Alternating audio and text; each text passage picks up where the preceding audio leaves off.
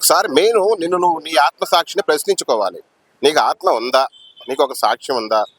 నీకు నీతి నిజాయితీ మంచి మానవత్వాలు ఏమన్నా మాట్లాడతావా? టోటల్ మీ టీం అంతేనా?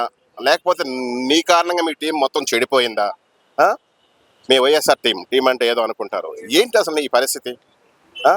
ఎప్పుడైనా నువ్వు ఎవరికైనా నీ చేత్తో దానం ధర్మం ఏదైనా ప్రజాసేవ చేసావా? నీకేదో పదవి ఇచ్చారు, నువ్వు దానికి ఏమన్నా న్యాయం చేసావా? పవన్ కళ్యాణ్ని విమర్శించే రేంజ్ ఆ రోజక్క నీకు? ఏదో ఉం? అధికార ప్రతినిధో ఏదో డిబేట్లోనో మాట్లాడమని మీకు ఏదో పోస్టులు ఇచ్చాడు జగన్. ఇప్పుడు మనోడికే మాట్లాడటం చేత కాదు. ఏదో డిగ్రీ అంటాడే కానీ ఆ 10th ఏదో ఫెయిల్ అయ్యా అంటారు. ఇప్పుడు లోకేష్ చూడు ఎంత మెచ్యూరిటీ అయ్యాడు, ఎంత బాగా మాట్లాడుతున్నాడు. నువ్వు మాట్లాడగలవు ఇవాళ రోజా లోకేష్తో? లోకేష్ పవన్ కళ్యాణ్ గారు అంటే ఎంత ప్రాణం. ఒకప్పుడు మీరు అంటకట్టారు బిరుదులు, మీ దత్తపుత్రుడు అదో ఇదో. ఇవాళ ఆయనే అంటున్నాడు నా అన్న, నాకు దేవుడిచ్చిన అన్న, నాకు ప్రాణం పవన్ అన్న అనుకుంటున్నాడు. అలాగే నా మిత్రుడు, నా శ్రేయోభిలాషి అని చంద్రబాబు నాయుడు గారు అంటున్నారు. మీరేంటంటే మెయిన్ పవన్ కళ్యాణ్ని రెచ్చగొట్టాలి. మీ ఉద్దేశం, మీ టార్గెట్ ఏంటంటే పవన్ కళ్యాణ్ ఏంటి ఎన్డీఏ నుంచి కానీ టీడీపీ నుంచి కానీ ఇడిపోవాలి, ఆయన సపరేట్గా పార్టీ పెట్టుకోవాలి. ఈ విషయం ఏ చిన్న పిల్లవాడిని అడిగినా చెప్తారు. అర్థమైందా రోజా? మీరందరూ అంతే. ఆ పేరునేని నానిగాడు కానీ అంబోతు రాంబాబు గారు కానీ మీరంతా ఏంటంటే ఆయన టార్గెట్ చేయమని డిసైడ్ చేశారు. ఆయన ఆల్రెడీ ఫిక్స్ అయిపోయాడు, మీకు తెలుసు కదా. ఏం డైనేజీ రోజా? ఆల్రెడీ వాళ్ళు ఫిక్స్ అయిపోయారు. ఇప్పుడు పవన్ కళ్యాణ్ గారు ఎన్డీఏ గవర్నమెంట్ గెలిచినప్పుడే 15 ఏళ్ల వరకు చంద్రబాబు నాయుడు గారే ముఖ్యమంత్రిగా ఉంటాడు అని డిసైడ్ చేశాడు. ఎందుకంటే పబ్లిక్ కూడా కన్ఫ్యూజ్ కాకుండా. కారణం ఏంటి? అంటే చంద్రబాబు నాయుడు గారు సీఎంగా ఉంటాడు. ఉంటే ఆయన విజన్ ఉన్న నాయకుడు కాబట్టి ఆయన కార్యక్రమాలు చేస్తాడు, అభివృద్ధి చేస్తాడు. ఇవాళ మన హైదరాబాద్ ఎంత డెవలప్ చేశారో ఆయన చూశాడు. ఎందుకంటే పవన్ కళ్యాణ్ గారు చాలా నిజాయితీ పరుడు, చాలా పెర్ఫెక్ట్గా ఉంటాడు. ఎటు తిరిగి ఆయనకి ఏంటంటే పబ్లిక్కి ప్రజాసేవ చేయాలంటే కార్యక్రమాలు చేయాలన్నా, కంపెనీలు తేవాలన్నా ఇప్పుడు మన చంద్రబాబు నాయుడు గారికి చాలా అనుభవం ఉంది. ఆ అనుభవం కారణంగా 15 ఏళ్ళని డిసైడ్ చేసే నాయకుడు. తెల్లారులైతే ఎవడకాడే నేను ముఖ్యమంత్రి అయిపోవాలి, నేను ప్రధానమంత్రి అయిపోవాలనుకునే రోజుల్లో ఆయన ఈ విధంగా చేశాడంటే డిసైడ్ చేసుకో.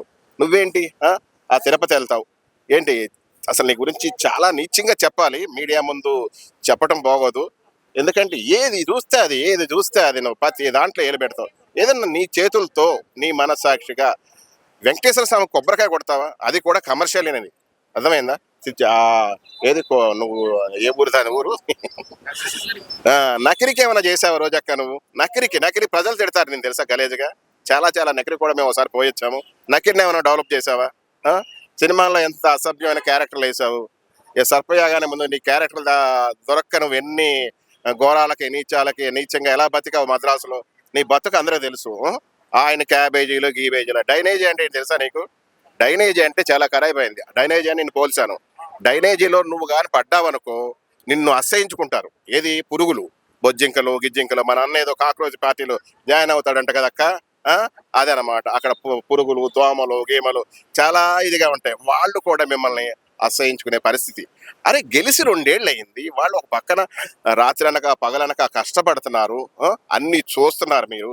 ఆయన రోడ్లు అరణ్యంలో జంతువులు కూడా భయపడిపోయే ప్రదేశంలోకి వెళ్ళి రోడ్లు, కరెంట్లు, వాటరు అన్ని కార్యక్రమాలు ఆయన చేస్తున్నాడు. ఇదివరకు ఏదో డోలో ఏదంటే డోలు కట్టుకుని ఊర్లోకి వచ్చేవారు ఏదైనా ప్రమాదం వస్తే.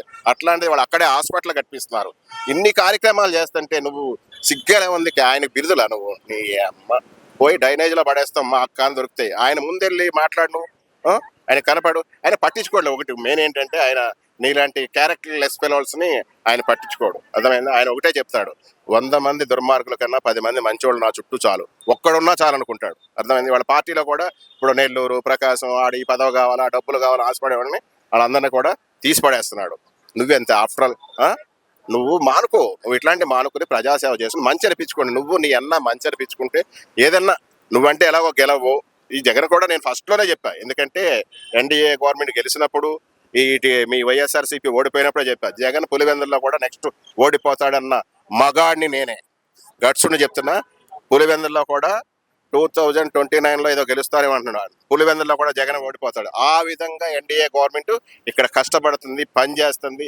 ప్రతి ఒక్కళ్ళకు కూడా న్యాయం చేస్తుంది ఎన్డీఏ గవర్నమెంట్. రోజక్క విరమించుకో. ఇంకా నువ్వు ఈ క్యాబేజీలు గీబేజీలు రోజక్క కాదులే.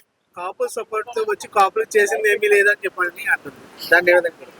కాపులు సపోర్ట్ అంటే అదొకటి. మళ్ళీ అదే మీ కుట్రలో మెయిన్ భాగం ఏంటంటే పవన్ కళ్యాణ్ కాపులకి అంటగట్టేసి కాపుల కారణంగా బ్లేమ్ చేసి కాపులకు ఒక్కడికే నాయకుడిని చేసి పవన్ కళ్యాణ్ని ఆ విధంగా కూడా మీరు మొదలు పెట్టారు. ఈ మధ్యన మనోడి కాపులు కొంతమంది సంఘం తయారైపోయి మాకేం చేసాం. మీరు రెడ్లు కదక్క, మన రెడ్లకి మీరు ఏం చేశారక్క? ఆ? ఇది రాజకీయం అక్క. రెడ్లకి ఏం చేశారు, కమ్మలకి ఏం చేశారు, ఇట్లాంటి రాజకీయాలు మానుకోండి. మీకు లెక్కే అది. ఇప్పుడు పవన్ కళ్యాణ్ కాపు అలా కమ్మ, ఇలా కులాలు మతాలు విభజించి పరిపాలన చేయటమే మీకు బ్రిటిష్ వాడు నేర్పిన ఇది మీ వంశానికి. అదే మీరు ఆచరిస్తున్నారు. అర్థమైందా? ఈ ఆచారాలు మానుకోలేరు, మానుకోవద్దు కూడా. నేను చెప్తున్నా, మీ ట్రాక్ లో మీరు వెళ్ళండి. ఎన్డీఏ కూటమి వాళ్ళ ట్రాక్ లో వాళ్ళకి వెళ్తుంది. మీరు అడ్రస్ లేకుండా పోతారు. ఆంధ్రాలో నెగ్గిస్తేనే ఏం చేయలేకపోతే తెలంగాణ వెళ్ళి ఏం చేస్తామన్న విధంగా అంటుంది. ఆంధ్రాలో పబ్లిక్ చూస్తున్నారు, ప్రజలు చూస్తున్నారు. మీలాంటి వాళ్ళు కళ్ళు కనపడవు. ఎందుకంటే మీకు పదవులు ఉంటాయి. పదవులు వస్తే మళ్ళీ దోచుకుందాం అని చెప్పా మీకు కళ్ళు కనపడుతున్నారు. కళ్ళు ఎలా అంటే మీకు కళ్ళు పూసుకుపోయాయి. మీరు సైకోలు కదా, సైకోలుగా మారిపోయారు. మీకు పరిపాలన గురించి ప్రజలకు తెలుసు, ప్రజలు చూసుకుంటున్నారు. ఇక్కడ తెలంగాణలో కూడా మామూలుగా కాదు. చూశారు కదా తెలంగాణ పబ్లిక్ ఎలా రియాక్షన్ ఇచ్చిందో. ఏదో 10-20 మంది 150 మంది ఆయన టార్గెట్ చేస్తే ఇవాళ యావత్ తెలంగాణ జనసేనకి పవన్ కళ్యాణ్ గారికి స్వాగతం పలుకుతుంది.